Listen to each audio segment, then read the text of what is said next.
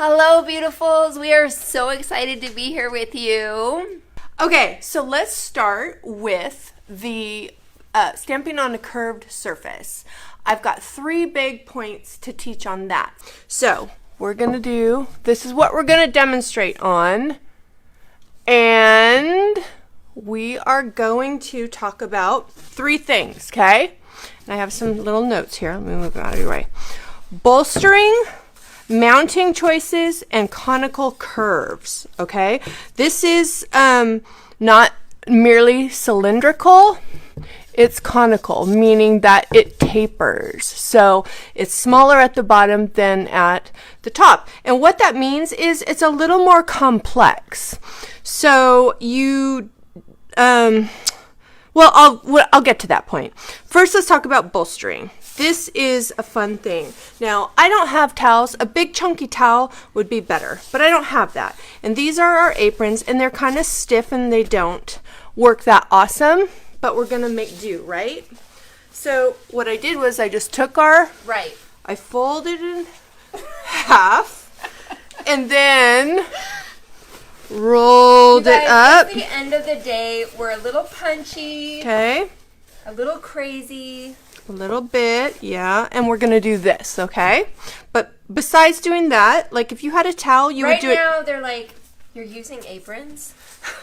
Really? Okay, hold up, you keep interrupting me. I can't track. Okay, so if I had one chunky towel, I would do it differently. I would lay it out, fold it in half, lay it out, and then I would roll the ends towards each other and flip it to create this, if that makes sense. Now, I don't have that, but I'm going to do this because what that does is you have some friction. It creates a little cradle of stability. Okay? So with a chunky towel, that is easier. But this is actually not too bad, and you have some stability, all right? So this was a basic plastic pot that's been painted in an old world style and with a chalk type paint, okay? And we are going to use the crockery stamps, and we're going to do it 2 different ways. Let's pick one. Which one should we use? Which one do you want? Okay, that one. Okay, so I'm going to cut that out. Wait, no, mine. Potted meats? Griswold. Yeah, she gave me potted meats, and she gave herself marmalade. So Josephine's fit. So Josie's my name, of course, and then Griswold is Sally's last name. And she gave me potted meats. I didn't. It's potted meats. I didn't plan it that way. It's like It just worked out that way. Okay, you know what? Today it feels like spam, but in the day, a potted meat was highly sought after. As long as it didn't have lead from like bad canning, you're good to go. So I feel like this goes better on this pot. I'm just gonna say. Fine. Okay. It does. The scale is right. But we're gonna do 2 on this so we can do one on the other, okay? So this Scale is important. The second point, we've covered bolstering's the first point. The second point or tip are mounting choices. The first mounting choice we're going to do for this is we're just leaving it on the backing it comes on. We're not taking it off at all, and we're cutting it out. And this is the mount, okay? We're going to go ahead and ink it, and I'm going to demonstrate that with ink on here. But before I do that, let's talk a bit about this conical curve. In a sense, it's a complex curve because you've got a curve going this way, but it gets tapered. So what that means is what you don't want to do is you don't want to start... Slow down. Ooh, she just likes to boss me. You don't want to start from one side and then go like that because it makes it, first off, visually, it makes it difficult to center and get straight. But more importantly, it's because it's conical and it's complex curve. You've got 2 different dimensions you got to be aware of. It's not going to roll. It doesn't roll straight. It rolls at an angle. So what you're going to want to do is you want to apply it from the center down, okay? Now, I'm going to walk you through what I'm going to do before I ink it, okay? I'm going to ink it, then I'm going to carefully hover to get my orientation just the way I want it, lower it down steady, from the center out. And then I'm going to take this side, I'm going to pivot over with my hand slowly, and then I'm going to use this free hand while this has the sides pin, and I'm going to make sure that I've made good pressure on all the areas. Now this little bit is sitting up, so you're going to want to be careful that you don't shift this around and cause smudge over there. However, you all know how we feel about the little imperfections that happen from hand making, right? Now, say I'm like, I want to get in that area. You can change hands. Okay, it hasn't shifted. And then make sure, sliding carefully, not shifting, okay? That's more challenging when this is a non-porous surface. This is nice and porous. It's really quite easier than when you're doing it on a jar. You just have to be, it's possible and doable on a slick jar, but or say ceramics, it just, you have to be more careful and intentional. Okay, so that's the first way, and let's go ahead and ink it and do that. So I'm going to show you guys how to ink your pads. We have ink pads ready to go, but many times when you pull out your ink pads and they've been sitting a while, you'll want to re-ink them. So, and it's just natural for them to... Stop. Shake it, shake it. Took your mom's 9 months to make it. Always shake. I was gonna shake it. You were taking the lid off. I was gonna shake it. Okay. Bossy. Okay, shaking it, shaking it. You got to make sure. I was gonna shake it. Okay, fine. I wasn't gonna shake it. I forgot it. Okay, here we go. And I like to, you just basically, you use the tip to work it in, and you just squeeze it gently. If you move a little close and angle it, they can see where the ink goes on. Yeah. Like that? Yeah, there we go. That's awesome. There we go. You like that?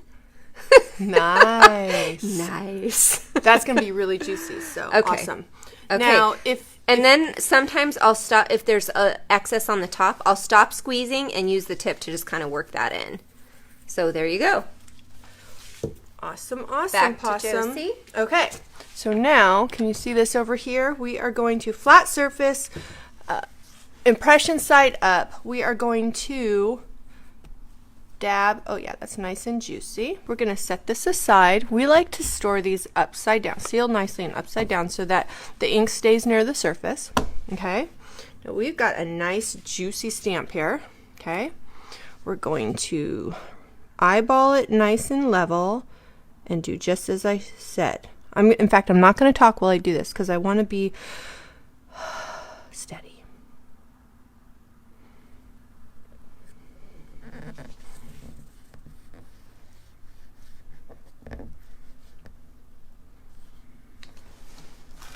I'm not going to lie, I'm a little bit of a control freak, and doing things live is not my love language. Being with you guys live is, but like teaching live. Okay, now when you lift, you're going to be careful as well. Voila! Perfect. Beautiful. Okay. That was one of 2 stamping methods. The other stamping method, mounting method, is we took a piece of our thin mount and we are going to use a piece of thin mount that is 6 inches in width, and we're going to mount the stamp on that. Let me quickly wipe it clean. You doing the other side of it? Yes, I am. Cool. And this is still wet, so that's not ideal. It's probably going to smudge a bit, but the main priority here is teaching you guys. So I'm going to remove this from its backing. And I'm going to, this always has to be impeccably clean, as does your mounting surface, in order for it to really cling appropriately. To cling well is probably better. Whoops. So the thing about this is you want the size. This is 6 inches. Want any inappropriate cleaning? Stop. Sorry. Good point, Royce. Like I said, it's late. Is you want it to be big enough that you have some grippage here. Okay, and you have the added advantage of your grids, which kind of helps you if you're looking over it. And I don't want to get my head right in the way, but if I'm looking over it, you can see, let me show you, that this grid is just a loose visual guide that you can get parallel to this plane here, and it can help you be straight. Okay. I'm not going to like look over it directly like this because my head will get in your way.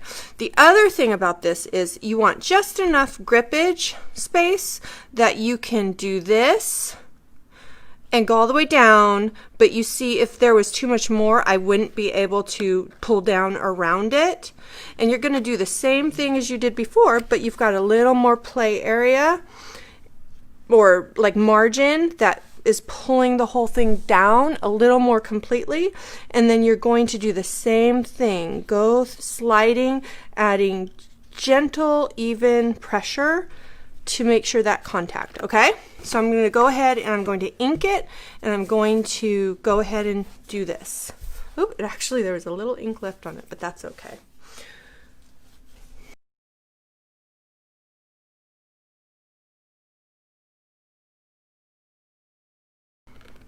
Okay, I've got my, it's down, I thumb, pivot, and see how there's enough room for me to span that comfortably with my hand, and then release my right hand, or your left, depending on which you use, and go in and carefully, without shifting, make sure that I'm getting good contact. Now, I'm going to switch, because that upper area is going to be easier to get the opposite hand.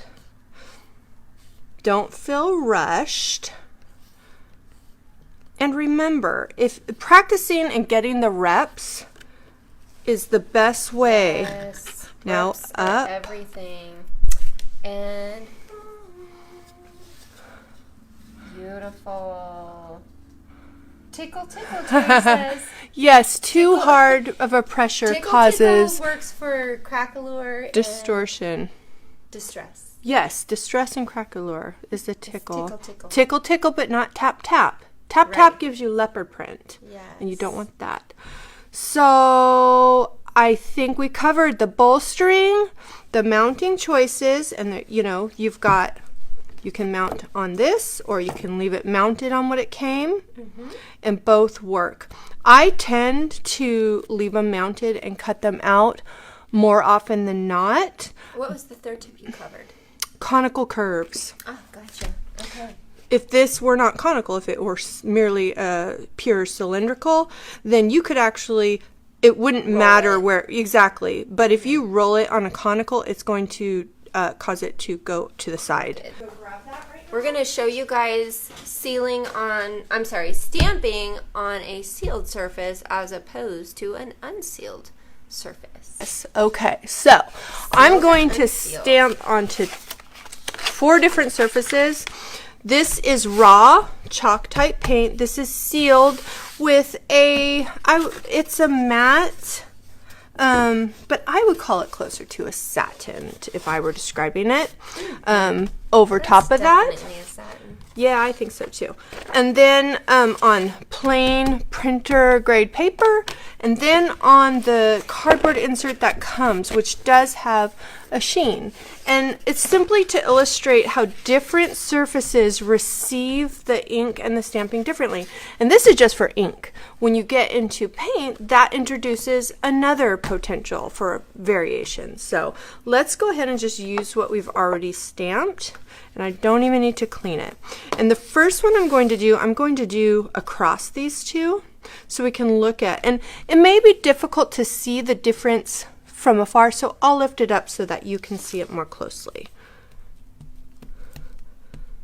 And how heavy you load it also makes a difference.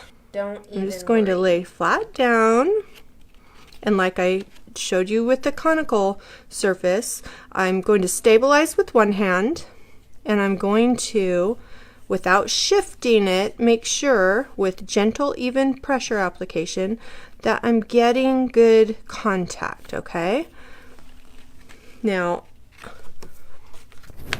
let's see if you can see the difference. It'll be hard to see at first because so this side's going to dry much more quickly because this is so porous and absorbent. It really just sucks it up, okay?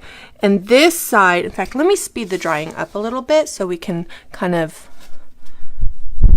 see in real time, in real dry, how that works. So this is going to, let me turn this around. This is going to dry faster, and it tends to be just a hint lighter than the side that is sealed. Let me see if I can get in the light so you can see is Crockery. the difference of how much more quickly this one is drying. C-R-O-C. So this one is getting absorbed into the surface, and the pigment is getting, it will appear a little bit lighter than this side. And this is going to sit on the surface a little longer, and the results will be just a little darker, okay? Now, I will say that the unsealed for stamping, the unsealed tends to be a little more forgiving because it's not slidey and it absorbs it and quickly. And this isn't a great example of the concept of the like surface pucker.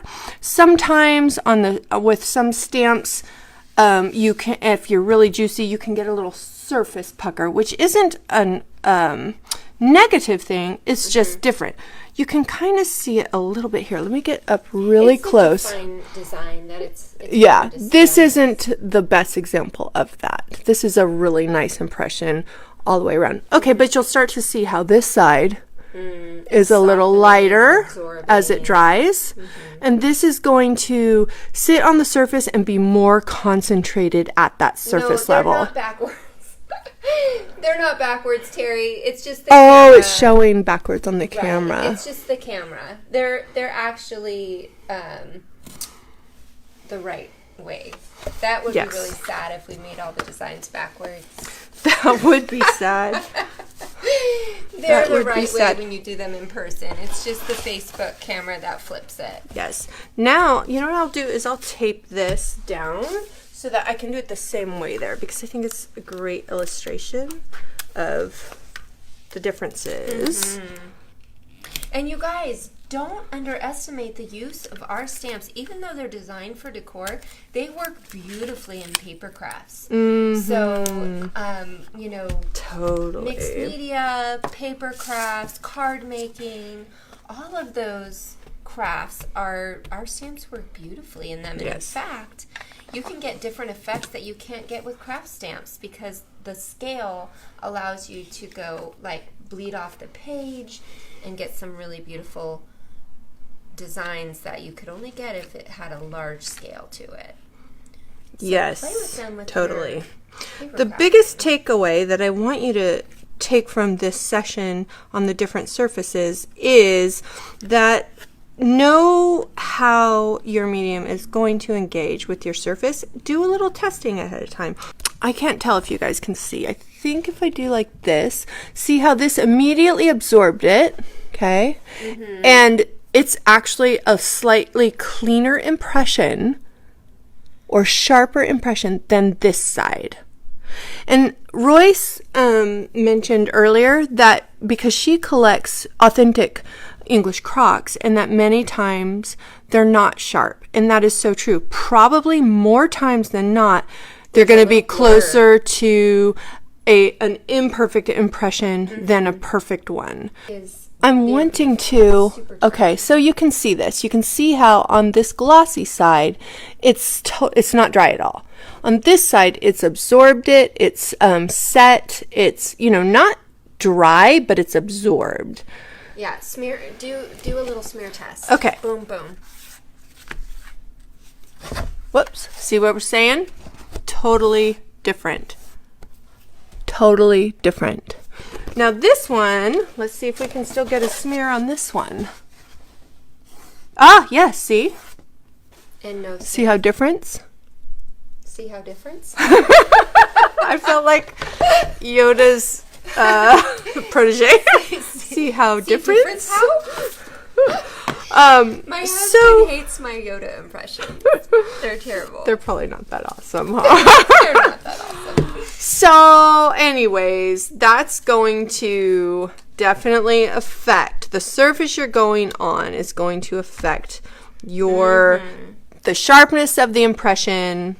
But don't let that be a negative thing in your mind. Sometimes that bit of, like you said, the edge blur, what we call a mistake. And reps, you guys. The best thing that you can do is get out your stamps, your inks, your paint, get some plywood out. It's all about the reps. It's all about the reps.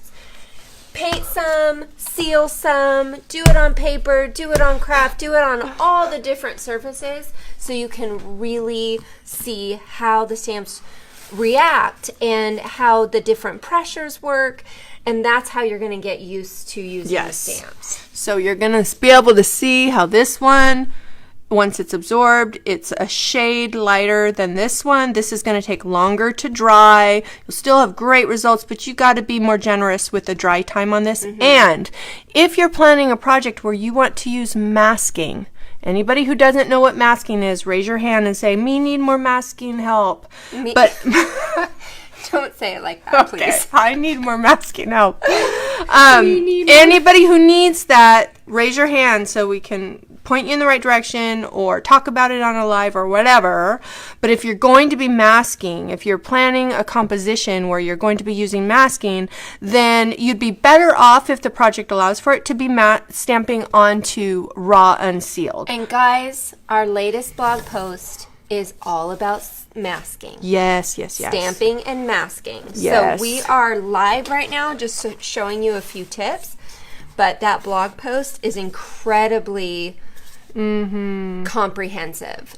If you guys are not on our email list, please get on our email list, because we alert you when there's new blog posts and we tell you what we're up to, and we have some really exciting things. It's really pretty.